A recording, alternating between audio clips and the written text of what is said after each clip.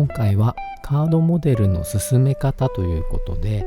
GPM のスカイホークの一つの工程を例にとって実際にどのように制作しているのかというのをご覧いただきたいと思います。以前カードモデルの始め方という動画をアップしていますので、そちらの方をご覧いただけるとより理解が深まるのではないかなと思います。カードモデルベーシックスではカードモデルを制作する上で基本的なテクニックや便利な道具などをご紹介していきますので、ぜひチャンネル登録をして新たな情報をゲットしてください。基本的な道具をご紹介していきたいと思います。概要欄の方にリンクを載せておきますので、気になるものがあった時はそちらから検討してみてください。まずはカッターマットですね。私の場合は A2 の大きさのものを使用していて、全ての作業をこの上で行っています。カッターですね。厚紙のカットからスキンのような薄い紙のカットまで全てこのカッターで行っています。デザインナイフですね。細工をする時ですとか六角ボルトの切り出しなどに使用しています。定規ですね。ステンレスの定規を使用しています。パーツの直線部分をカットする時は必ず使用しますね。ピンセットですね。いろいろな形のものを使用しましたけれども、今はほぼこのタイプのものだけ使用していますね。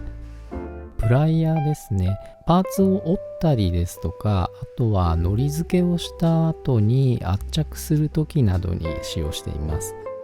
紙用の糊ですね。紙のパーツの接着にはほぼこの糊を使用しています。ゼリー状の瞬間接着剤ですね。こちらは金属パーツを取り付けるときに使用しています。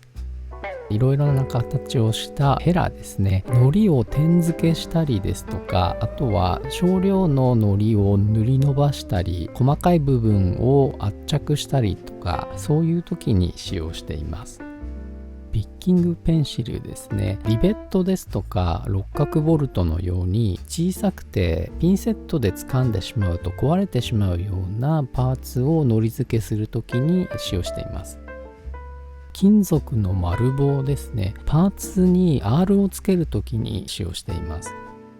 穴開けポンチですね。5ミリ以下ぐらいの小さい丸い穴を開けるときに使用しています。糊ですとか、あとは液体などを拭き取るときに使用しているキムワイプですね。ティッシュだと毛羽がついてしまうので、こちらを使用しています。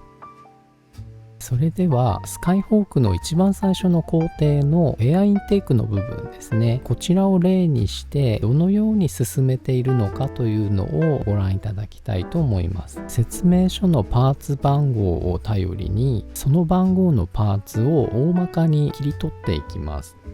この7番8番がエアインテークの外側のスキンですね。続いて13番と14番が内側のパーツになります。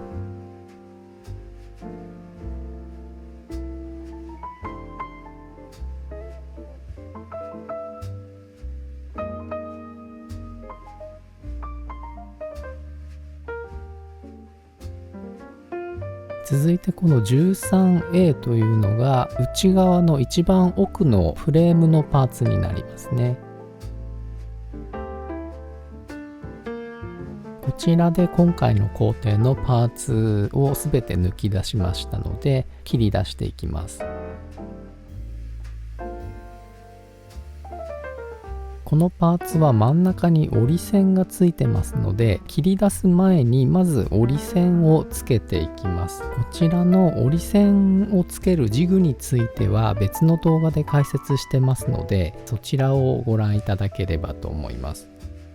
それでは折り線をつけていきたいと思います。黒いラインの上で折り線をつけるので、ヘラがちょうどこの真上を通過するように定規にセットしていきます。このように黒いラインの上に跡がついているのがわかると思います。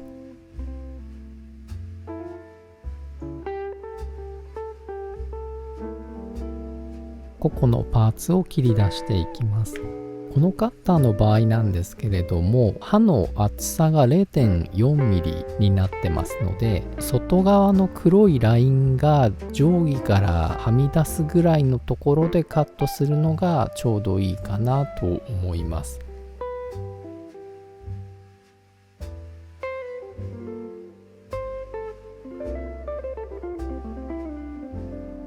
曲線になっている部分はフリーハンドでカットしていきます。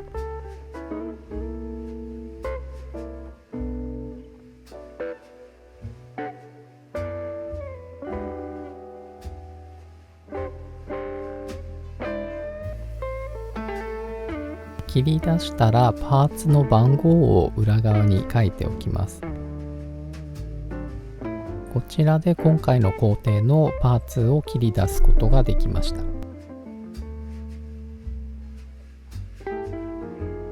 続いてはレタッチなんですけれども、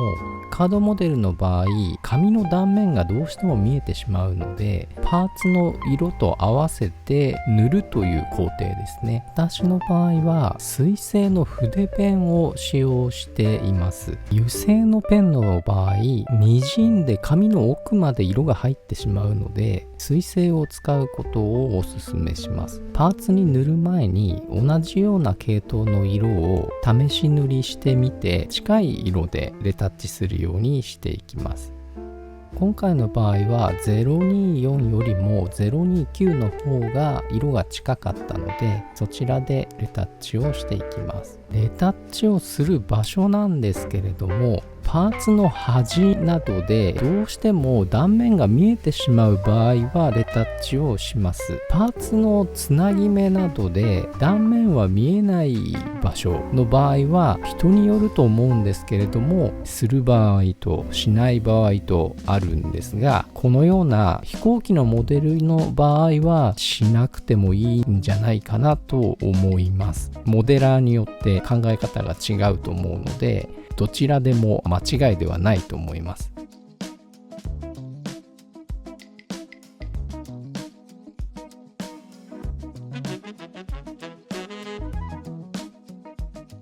続いては金属の丸棒を使ってパーツに R をつけていきます。この時薄いスポンジのシートなどを敷いて作業するとやりやすいかなと思いますね。このように割と緩いカーブをつける場合は太めの丸棒を使用して、よりきついカーブをつけるときは細い丸棒を使用します。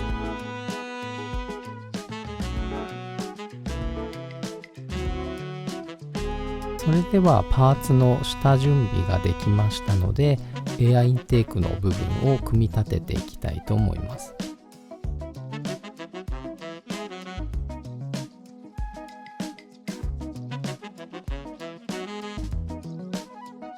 糊をつけてある程度接着位置を固定できたら、プライヤーを使って圧着していきます。このように折り線で折り目をつける時などにも使ったりしますね。こちらはエアインテークの内側のパーツになりますので、印刷面が内側になるように折っていきます。次はこのように筒状のパーツをいくつかつなげるときによく使われるパーツなんですけれども、折り線で合わせて糊付けしていきます。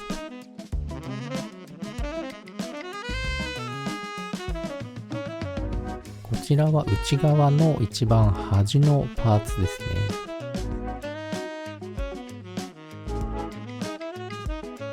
内側のパーツをつなげて一番奥のフレームをはめ込んでいきます。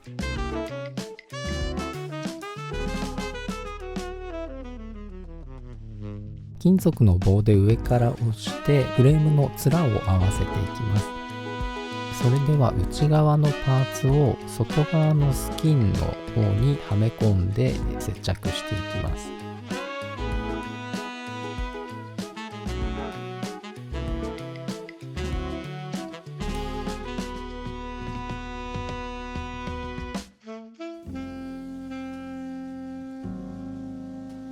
それでは外側のスキンをはめ込んでいきます。この赤いラインを合わせるような形で接着していきます。このような飛行機のモデルはパーツの切れ目がどこにあるのかわからないようにできるかが腕の見せ所ではないかなと思いますね。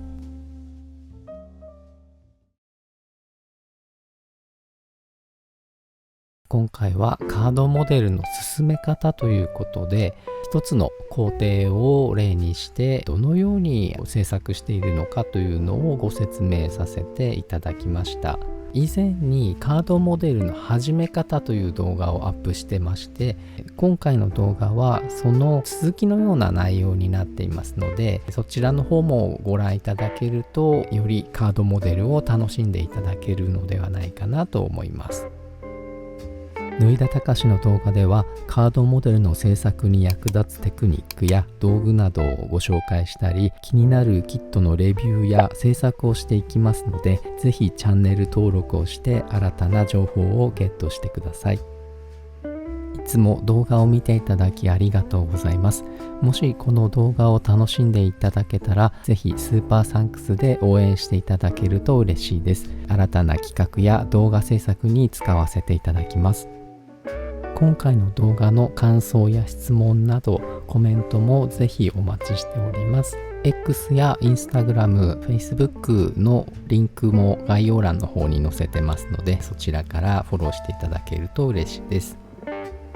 最後までご覧いただきましてありがとうございます。それではまた次回の動画でお会いしましょう。